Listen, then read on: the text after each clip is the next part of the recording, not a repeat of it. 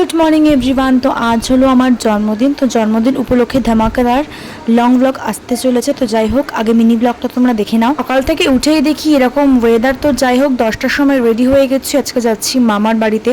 মামার বাড়িতেই সমস্ত সেলিব্রেশনটা হবে। গাড়িতে উঠেও গেছি, আর গাড়িতে উঠেই নোটিস করলাম যে আমার কেকের অবস্থা একদমই খারাপ হয়ে গেছে। তোমাদের সাথে সবচেয়ে আমি লং ব্লগে শেয়ার করব।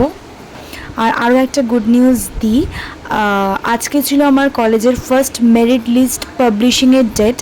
সো ফার্স্ট মেরিট লিস্টে আমার পছন্দের কলেজ এবং পছন্দের সাবজেক্টে আমি চান্স পেয়ে গেছি। অলরেডি অ্যাডমিশনও ডান।